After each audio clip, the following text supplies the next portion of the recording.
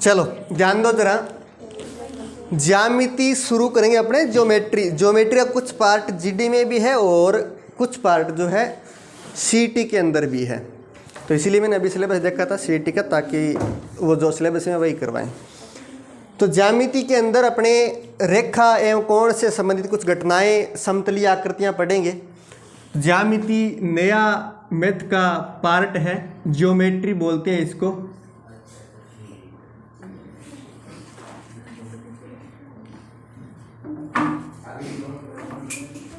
इसका पहला चैप्टर अपन पढ़ेंगे रेखा एवं कोण। ज्यामिति मैथ की एक अलग शाखा होती है, रेखा एवं कोण।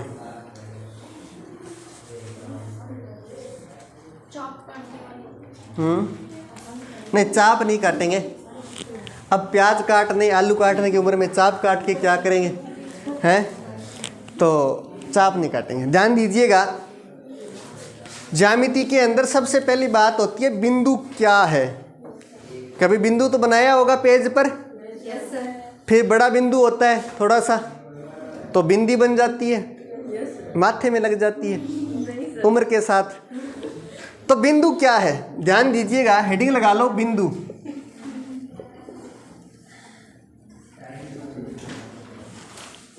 कोई भी आकृति हो, कोई भी आकृति हो, हमेशा बिंदुओं से मिलकर ही बनती है। बिना बिंदुओं के कोई भी चीज़ संभव नहीं है। आपने कंप्यूटर में अगर RSCIT की हो तो सर ने बताया होगा रिजोल्यूशन टाइप, कुछ बताया था क्या? पिक्सल्स नाम लिया होगा, है ना? हाँ, पिक्सल्स बताया होगा ना। पिक्सल्स क्या होते हैं? छोटे छोटे बिंदु होते हैं जो एक इमेज की क्वालिटी को बताते हैं। जितने ज़्यादा पिक्सल होते हैं इमेज उतनी गुणवत्ता वाली होती है। कोई पुराने फ़ोन आते थे पहले छोटे छोटे, आपको पता है? छोटे छोटे फ़ोन आते थे कीपैड वाले, जिसके अंदर ऊपर ही कीबोर्ड था। उनके अंदर फोटो खींचते थे, बिल्कुल ही घटिया क्वालिटी की आती थी, स्पष्ट कुछ नहीं दिखता था, कहाँ चेहरा है, नाक कहाँ है, मुंह कहाँ है, मतलब स्पष्ट नहीं दिखता था। उसके बाद थोड़ी थोड़ी क्वालिटी सुधरी, एंड्रॉइड में भी थोड़े सस्ते वाले आए। पहले 5 मेगापिक्सल का कैमरा आया तो उसमें ठीक ठाक सुंदर दिखता था व्यक्ति। उसके बाद थोड़ा और सुधार आया तो अब 50-50 मेगापिक्सल के कैमरा आने लग गए हैं। उसमें और ज़्यादा अच्छी पिक्चर आती है, क्योंकि उसके अंदर उतने ही ज़्यादा बिंदु है स्क्रीन पर। जितना अच्छा रिजोल्यूशन होता है, जितना अच्छा पिक्सल होता है, जितने ज़्यादा बिंदु होते हैं, उतनी इमेज अच्छी बनती है। हमारे फ़ोन तो होते हैं 50 मेगापिक्सल का कैमरा। आपको बताऊं, अपनी आंखें जो है 572 मेगापिक्सल का कैमरा है।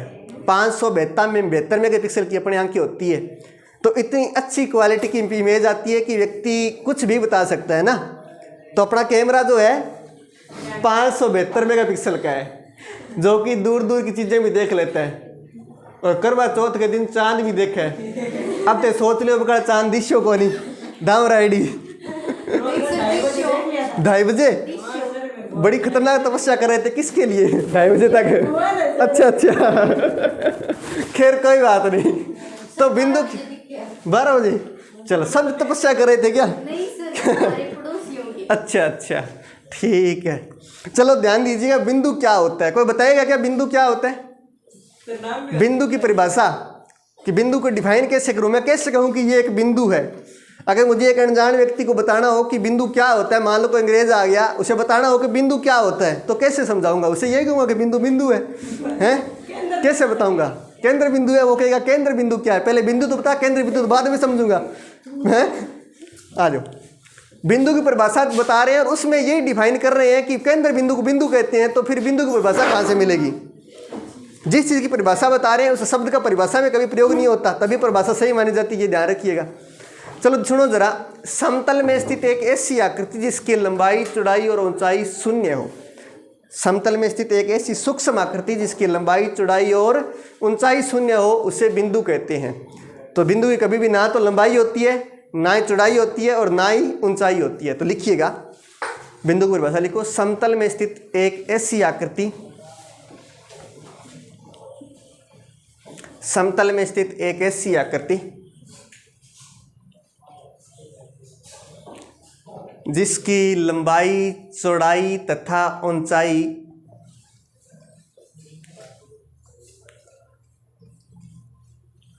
शून्य हो, बिंदु कहलाता है या बिंदु कहलाती है। आकृति है ना, तो बिंदु कहलाती है। बिंदु को अंग्रेजी में पॉइंट बोलते हैं।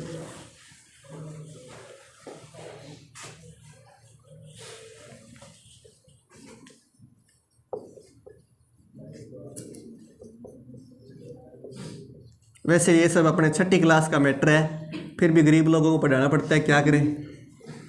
हाँ, उस दौर में हमने पढ़ा नहीं, तो इस दौर में सही। जागो तभी सवेरा। लंबाई चौड़ाई और ऊंचाई 0 होती है।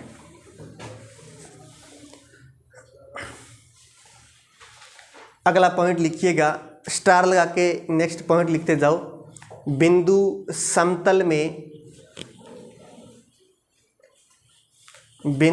समतल में एक स्थिति को व्यक्त करता है। एक स्थिति को व्यक्त करता है। एक स्थिति को व्यक्त करता है। जैसे मैंने कहीं भी डॉट बना दिया और बोल दिया कि ये ए बिंदु है, तो इसका मतलब हमें ये बता रहा है कि ए नाम का व्यक्ति इस स्थिति पर खड़ा है। बिंदु कोई भी हो, वो हमेशा एक स्थिति को बताता है, समतल में कोई भी व्यक्ति की, कोई भी वस्तु की। अगला पॉइंट लिखो, बिंदु को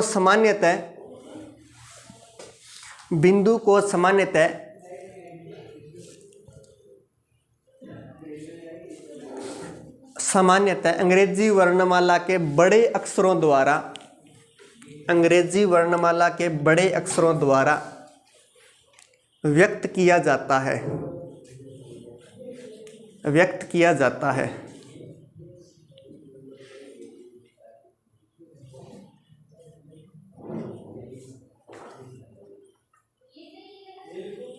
एग्जाम्पल लिख लो।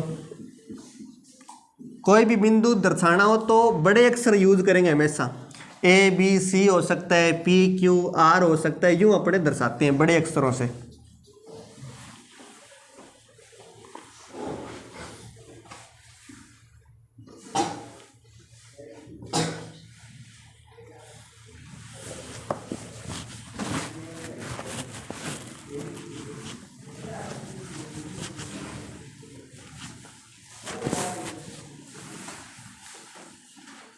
एक सारणी बनाइए जिसमें एक तरफ लिखना है रेखाखंड, बीच में लिखना है किरण, और एक तरफ लिखना है रेखा। अब देख लो, रेखा भी लड़की का नाम, किरण भी लड़की का नाम, एक खंड बाकी बचा है। रेखाखंड, किरण और लाइन या रेखा, इसको बोलते हैं लाइन सेगमेंट।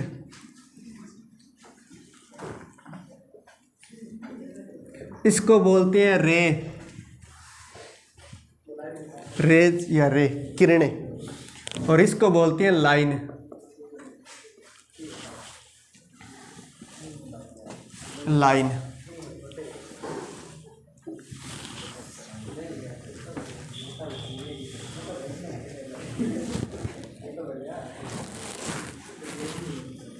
लो, फूट रही सी सारणी तैयार कर दो।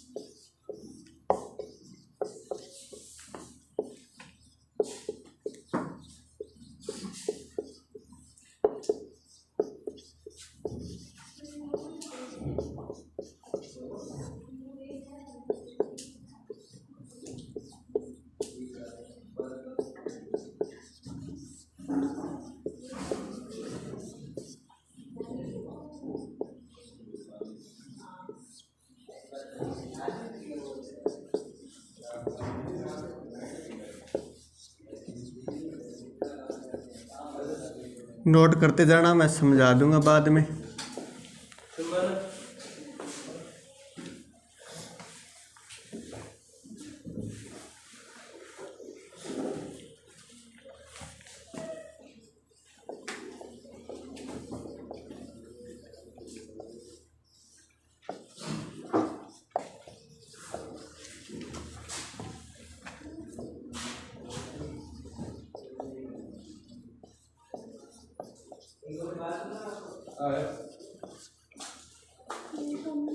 आ जाओ।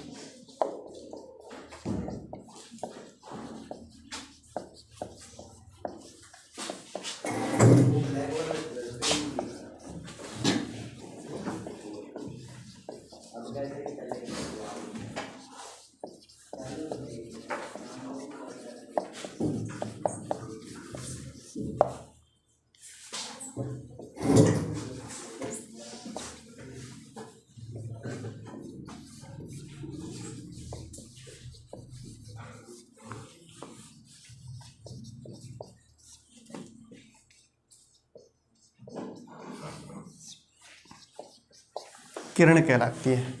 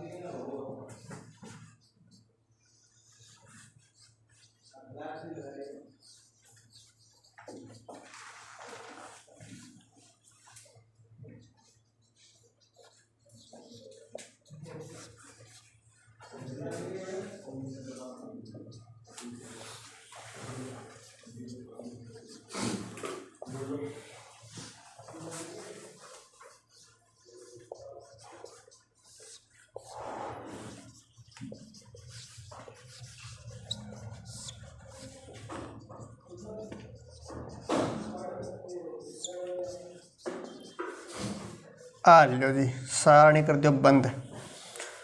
समझ में आ गई?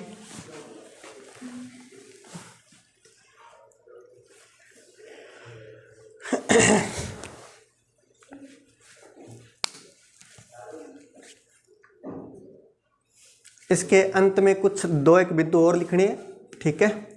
मेरे पास तो लिखने लायक स्थितियाँ नहीं बची, मैं आपको सीधे लिखा दूंगा बोल करके। बंद करवा दिया आपने। कोई बात नहीं, वापस ओपन कर दो। लॉक लगा दिया क्या? क्या बात है, चाबी भी गुम गई, ताला तोड़ दो।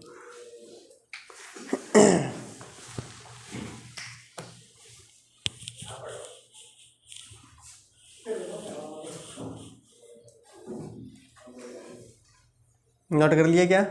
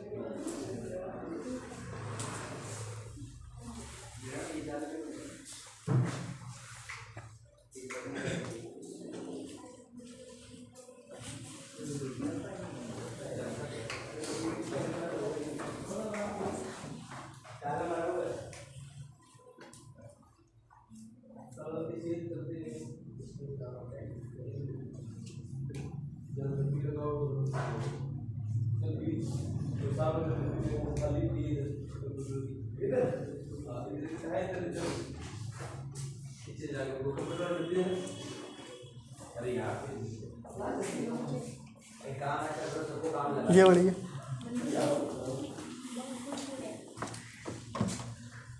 ये लो, ध्यान दीजिएगा, नोट हो गया। सुनो जरा एक बार, रेखाखंड किरण और रेखा की बात कर रही है। Line segment, rays and line. Ray उचित रहेगा, रेज किरणों के लिए प्रयुक्त होता है। ध्यान देना जरा, तीनों में क्या फर्क है।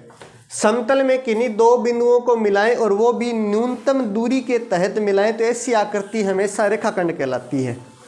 इसके अंदर मैंने दो बिंदुओं को मिलाया, ए और दो बिंदुओं को, और वो भी न्यूनतम दूरी के तहत, मतलब एकदम सीधा मिलाना है तभी न्यूनतम दूरी होती है। अगर भटकते हुए मिलाऊंगा तो दूरी ज़्यादा हो जाएगी, तो वो कभी भी रेखाखंड नहीं कहलाएगी। बात क्लियर है क्या? हमेशा न्यूनतम दूरी के तहत मिलाना है, इसका मतलब सीधी रेखा में मिलाना है, और सीधी रेखा में दो बिंदुओं को मिलाओगे तो ऐसी आकृति रेखाखंड कहलाएगी। रेखाखंड की खास बात यह है कि इसका अंतिम बिंदु और प्रारंभिक बिंदु दोनों ही जो है स्थिर होते हैं। रेखाखंड में अंतिम बिंदु और प्रारंभिक बिंदु दोनों स्थिर होते हैं। यदि मैं इस रेखाखंड का एक बिंदु अपरिमित रूप से बढ़ाता रहूं तो मुझे रेखाखंड जो है अब किरण में परिवर्तित होता हुआ दिखेगा। कैसे? ध्यान देना जरा। एक बिंदु ए तो स्थिर कर लो, एक प्रारंभिक बिंदु स्थिर कर लो, और बी को अनंत तक बढ़ाते रहो। दूसरा बिंदु अनंत तक बढ़ाते रहेंगे तो ऐसी आकृति बनेगी किरण। आपने कभी बैटरी देखी है? टॉर्च, है ना?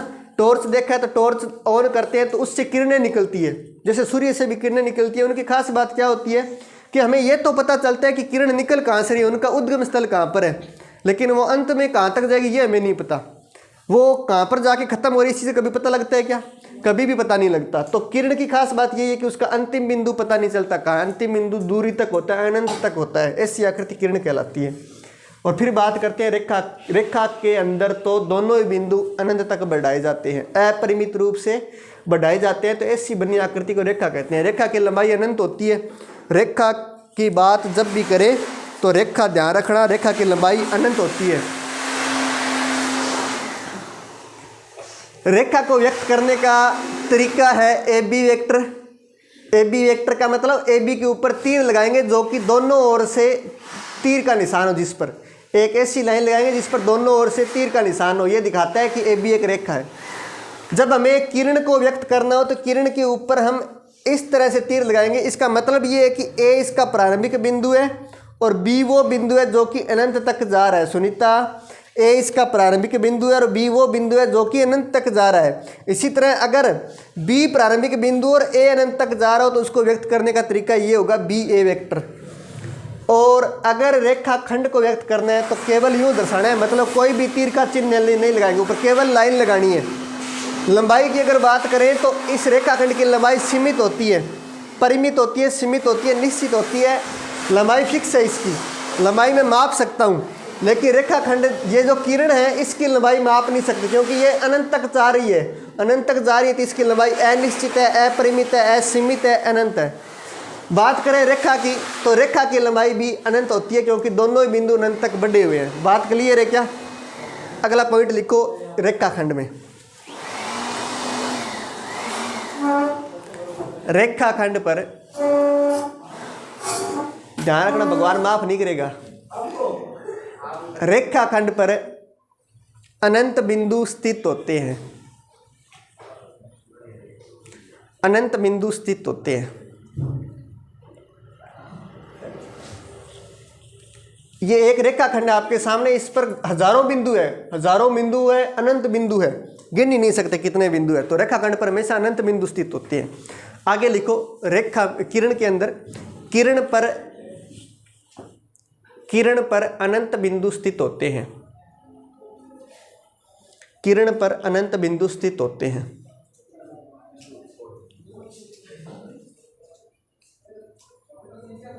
किरण पर अनंत बिंदु स्थित होते हैं। रेखा में लिखना, रेखा पर अनंत बिंदु स्थित होते हैं।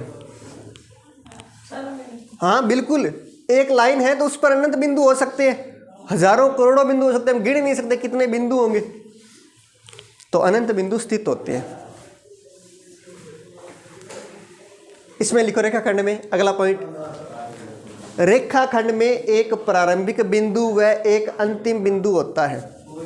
रेखाखंड में एक प्रारंभिक बिंदु व एक अंतिम बिंदु होता है। रेखाखंड में एक प्रारंभिक बिंदु व एक अंतिम बिंदु होता है।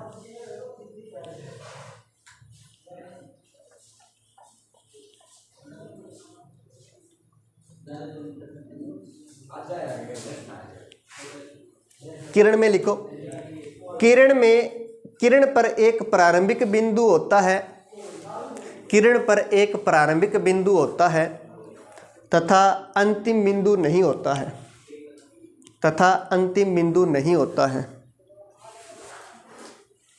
अंतिम बिंदु नहीं होता है।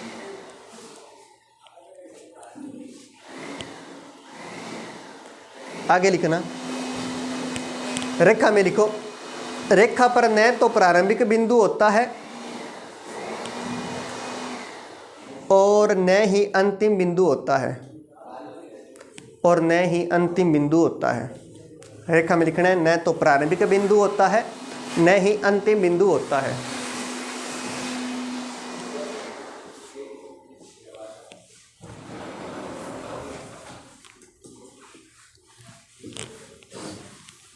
लिख लिया क्या? अरे लिख लिया क्या? आगे हेडिंग लगाओ, रेखा दो प्रकार की होती है। रेखा दो प्रकार की होती है। कौन कौन सी होती है? किसी की रेखा जानकर है तो पूछो उससे। रेखा दो प्रकार की होती है। नहीं है क्या? मनोज क्या कह रहे हो? एक प्रकार की होती है क्या? अच्छा चलो, रेखा दो प्रकार की होती है। एक तो सीधी रेखा, मतलब जमा शुद्धि टाबर, तो सीधी रेखा, इसको बोलते हैं स्ट्रेट लाइन। स्ट्रेट लाइन, ये बाल स्ट्रेट करावा सीधा हो जाए नहीं तो बाह है स्ट्रेट लाइन। कौन नहीं है कि थारा तो क्या है पहाड़ी के चाटेड़ा सो रहे। और एक होती है टेढ़ी मेढ़ी रेखा, टेढ़ी मेढ़ी रेखा, ठीक है, टेढ़ी मेढ़ी रेखा या रेखाएं, इनको बोलते हैं कर्व्ड लाइंस।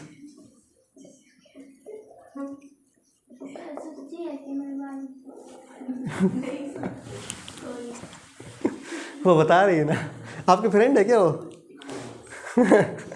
चलो दोस्त तो पक्षपात लेते हैं थोड़ा बहुत, बाकी नहीं पूछ रहे बोले, सारा ये बता सी नहीं बताते क्या? आपको डर है शायद इसका। चलो खौफ तो नहीं है। चलो ध्यान दीजिएगा, सीधी रेखा और कर्व्ड रेखा, दो तरह की रेखाएं हैं अपने पास। सीधी रेखा बिल्कुल सीधी, जैसे ये एक रेखा है AB, जैसे ये एक रेखा है PQ, जम्मा सीधी जलेबी वर्गी। हाँ, तो ये दो रेखाएं होगी। कर्व्ड लाइन से अगर बात करूँ तो कर्व्ड लाइन यूँ होती है, जमा जलेबी वर्गी सीधी, ये भी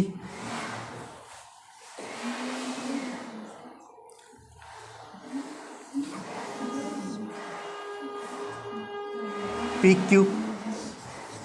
तो रेखाएं दो प्रकार की। अब ये देखने में रेखा सी लागे को नहीं, पर ध्यान रखना ये रेखाएं हमने कभी पढ़ी नहीं है बचपन में, इसलिए ये भी रेखाएं हैं, ठीक है। इनको बोलते हैं वक्र रेखाएं या कर्व लाइंस, टेढ़ी मेढ़ी रेखाएं, वक्र रेखाएं भी लिखो इनका नाम, वक्र रेखाएं।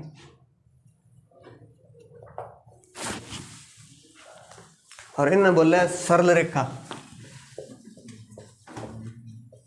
सरल रेखा।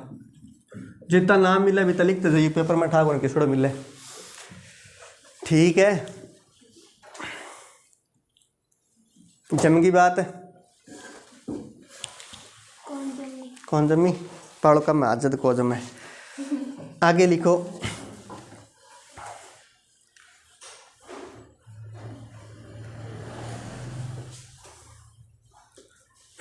क्वेश्चन लिखना,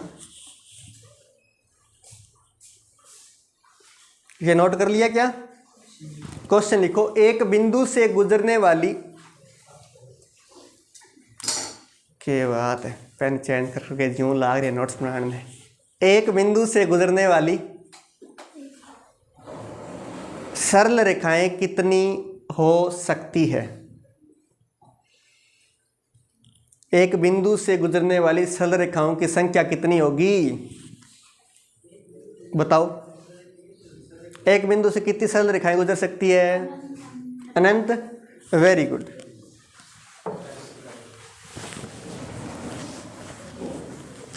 उत्तर लिख लो, अनंत। हाँ, अनंत। ये देखो, एक बिंदु बनाया मैंने और उस बिंदु से अनंत रेखाएं गुजर रही है।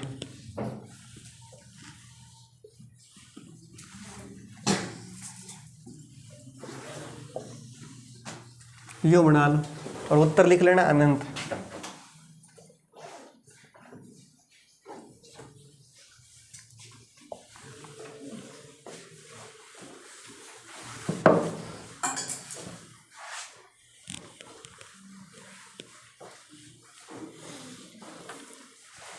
बना लियोगे? ठीक है,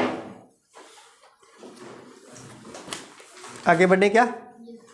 लिखो, प्रश्न लिखना।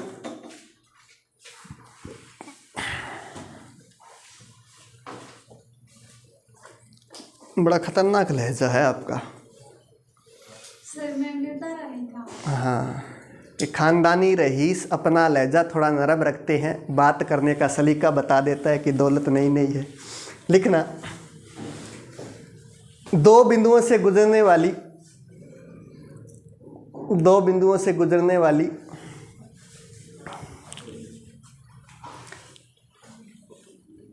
सरल रेखाओं की संख्या कितनी होगी? सरल रेखाओं की संख्या कितनी होगी? कितनी होगी? उतनी होगी। कितनी?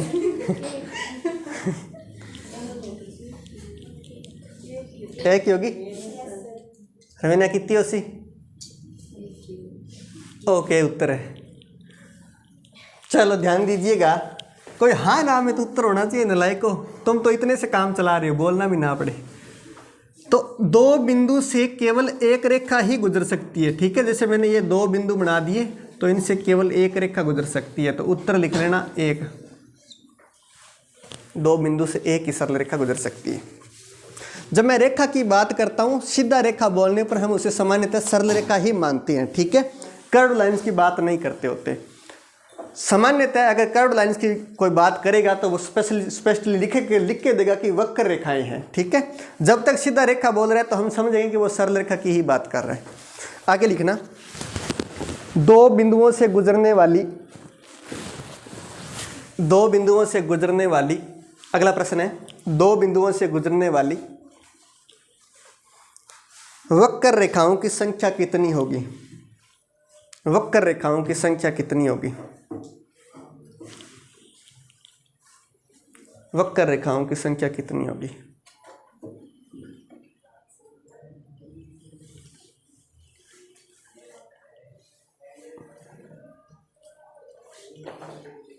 कितनी? एक। इन्हें बताओ आपने कोई दक्षिणपंथी लोगो? एक। आपने कोई महिला वर्ग के अलावा पुरुष वर्ग से भी आने दो उत्तर हैं। भगवान माफ नहीं करेगा इस तरह से, चुपचाप रहोगे तो। इधर रानी अनंत, ठीक है अनंत होगी। ध्यान दीजिएगा, कोई भी दो बिंदु से वक्र रेखाएं गुजारनी हो, जो एक बताने वांछा कर नाली में फेंक दिया डिवीजन नाली में। दो बिंदुओं से गुजरने वाली वक्र रेखाएं बतानी है। ये कोई भी दो बिंदु है हमारे पास, कोई भी दो बिंदु है तो इनसे हम अनंत वक्र रेखाएं गुजार सकते हैं। वक्र रेखाएं मतलब टेढ़ी मेढ़ी रेखाएं। समझ में आ गई बात? ये देखो, दो बिंदुओं से अनंत रेखाएं गुजर सकती है। केला क्या था तो?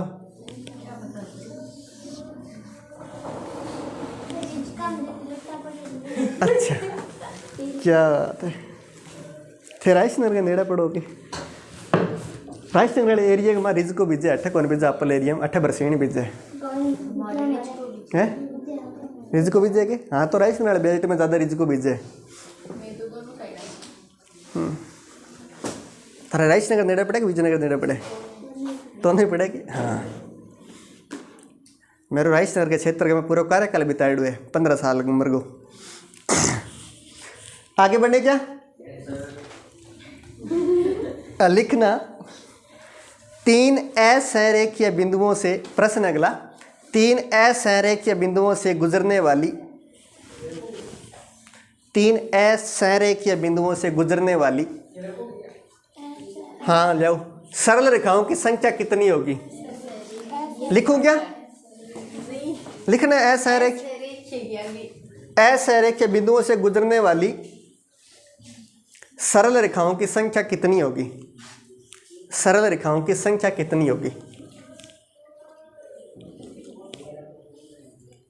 क्या हो असंरेखीय सच्चा को नहीं?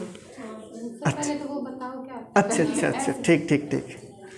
असंरेखीय होते हैं वो 3 बिंदु जो कि एक रेखा के अंदर स्थित ना हो, संरेख ना हो, एक ही लाइन पर ना हो, सीधे ना हो बिल्कुल। वो बिंदु, ऐसे कोई भी 3 बिंदु ले लो जो कि एकदम सीधे ना हो। जैसे मैं कोई भी 3 बिंदु ले लेता हूँ, ये ले लिया, ये ले लिया और ये ले लिया। इन 3 असंरेखीय बिंदुओं से कितनी सरल रेखाएं गुजर सकती है? 2 गुजर सकती है। 3 असंरेखीय बिंदुओं से गुजरनी चाहिए वो रेखा, तीनों के तीनों से गुजरेगी तो लालो एक भी सरल रेखा नहीं बनेगी, एक भी सरल रेखा नहीं बनेगी। ये सरल रेखा है क्या? ये तो वक्र रेखा है। तो 3 असंरेखीय बिंदुओं से कोई भी सरल रेखा नहीं गुजर सकती। उत्तर लिख लेना 0, ये आकृति बना लेना, ठीक है। और अगर तुम इसको सरल रेखा मानते हो तो तुम्हें कम से कम ज़्यादा नहीं तो मोतियाबिंद तो है ही, ठीक है। हाँ, इलाज करवाना चाहिए टाइम।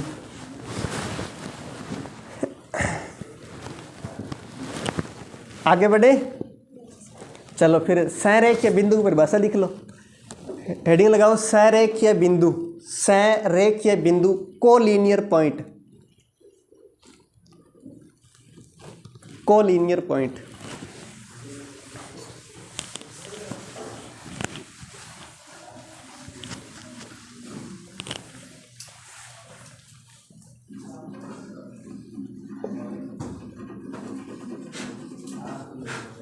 कोलिनियर पॉइंट, संरेखीय बिंदु। लिखना समतल में स्थित, समतल में स्थित 3 या 3 से अधिक, 3 या 3 से अधिक ऐसे बिंदु, 3 या 3 से अधिक ऐसे बिंदु जो कि एक ही रेखा पर स्थित हो, जो कि एक ही रेखा पर स्थित हो, संरेखीय बिंदु कहलाते हैं, संरेखीय बिंदु कहलाते हैं।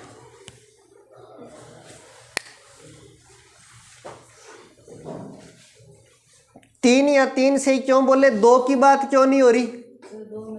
हाँ, 2 बिंदु हमेशा संरेखीय होते हैं। कहीं भी 2 बिंदु बना दो हमेशा संरेखीय होंगे, यानी हमेशा एक रेखा पर स्थित होते हैं। जैसे मैंने कोई भी 2 बिंदु यूं बनाए तो ये एक रेखा प्रस्थित है। कोई भी दो बिंदु यूं बनाए तो ये भी एक रेखा प्रस्थित है।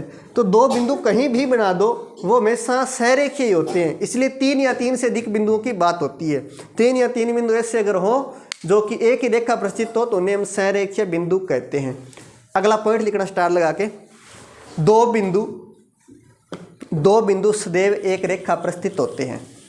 दो बिंदु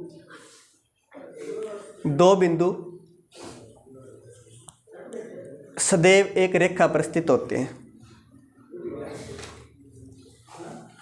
दो बिंदु सदैव एक रेखा प्रस्थित होते हैं।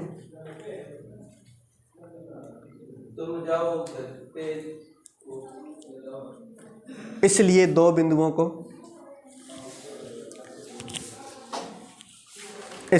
बिंदुओं को सहरेखीय बिंदु माना जाता है। सहरेखीय बिंदु माना जाता है। सहरेखीय बिंदु माना जाता है।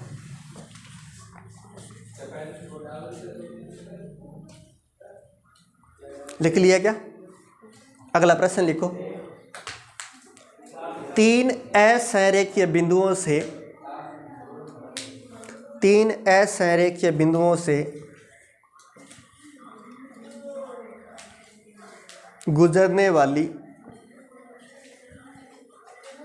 वक्र रेखाओं की संख्या कितनी होगी?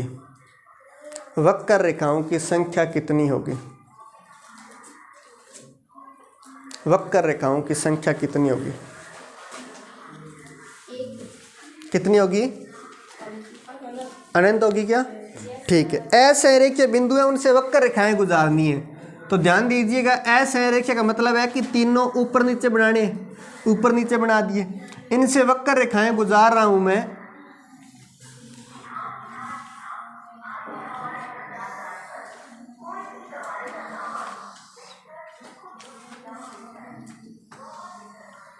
अनंत वक्र रेखाएं गुजर सकती है। बात क्लियर है क्या? Yes sir. क्या बात है, ज़्यादा क्लियर हो गया।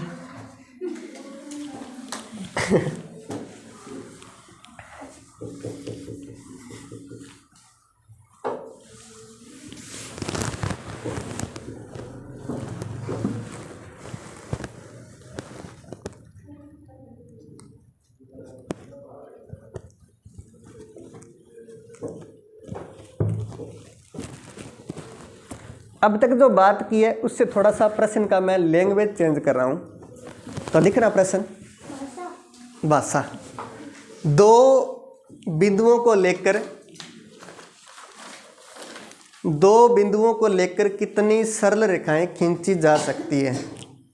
दो बिंदुओं को लेकर कितनी सरल रेखाएं खींची जा सकती है? आ रही है क्या? हाँ, अभी तक तो आ रही है, थोड़ा सा आगे जाने पर नहीं आएगी। दो बिंदुओं को लेकर कितनी सरल रेखाएं खींची जा सकती है? एक, ये सबका उत्तर सही है। ठीक है, ये इसका उत्तर एक लिखो, फिर अगला प्रश्न लिखो। खतरनाक लोग हैं, बड़े ही भयानक लोग हैं। हाँ बनाओ। तुमको नहीं लगता? दर्पण में नहीं देखा कभी? आगे लिखो। है? हाँ, यकीन हो गया? हाँ, 3 असहरेखीय बिंदुओं को, इनको खुद पे भरोसा है कि नहीं भयानक तो नहीं हूं मैं। यकीन मानिए, दर्पण झूठ ही बोलता है आप वाला, अगर नहीं है तो। 3 असहरेखीय बिंदुओं को लेकर कितनी सरल रेखाएं खींची जा सकती है? नहीं है, शून्य मतलब शून्य। हाँ, 3 असहरेखीय बिंदुओं को लेकर कितनी सरल रेखाएं खींची जा सकती है? अपने बताओ कोई उत्तर। नहीं खींची जा सकती अपने? कौन खींची जा सकती? हाँ, चलो इधर ध्यान दीजिएगा, इसलिए मैंने कहा था प्रश्न की लैंग्वेज चेंज कर रहा हूं मैं। ध्यान देना जरा, मैंने ये नहीं कहा कि 3 असहरेखीय बिंदुओं से गुजरने वाली, मैंने कहा 3 असहरेखीय बिंदु लेकर कितनी सरल रेखाएं खींची जा सकती, दोनों में फर्क है। ध्यान देना जरा, 3 असहरेखीय बिंदु लेकर क्या हुआ? 3 असहरेखीय बिंदु लेकर सरल रेखाएं खींची, क्या हो गया इनको?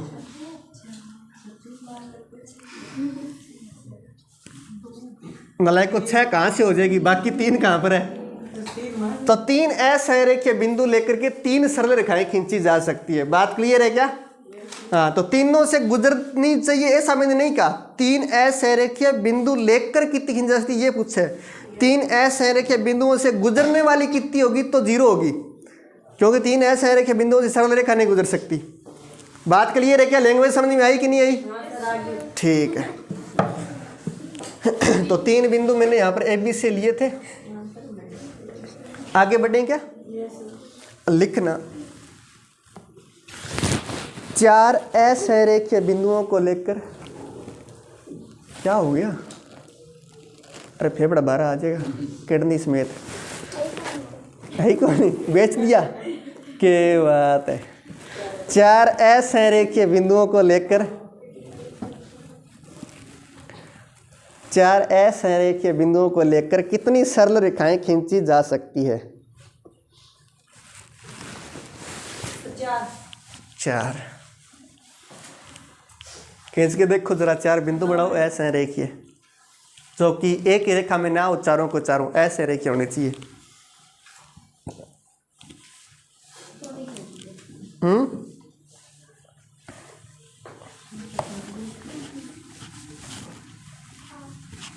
8 4 रवीना कितना होगा? 4 है। सुनीता चलो ध्यान दीजिएगा, कोई भी 4 असंरेखीय बिंदु ले लेंगे। 6 किसका? वेरी गुड, क्या बात है। ये मैंने 4 असंरेखीय बिंदु ले लिए जो कि एक रेखा पर नहीं है। यहां से एक रेखा यूं खींच सकता हूं, एक रेखा यूं खींच सकता हूं, एक रेखा यूं भी खींच सकता हूं, और एक रेखा यूं भी खींच सकता हूं मनोज, और उसके बाद एक रेखा यूं भी खींच सकता हूं, एक रेखा यूं भी खींच सकता हूं। इन 6 रेखाओं के अलावा कोई भी रेखा नहीं खींची जा सकती। ठीक है, जम की बात है।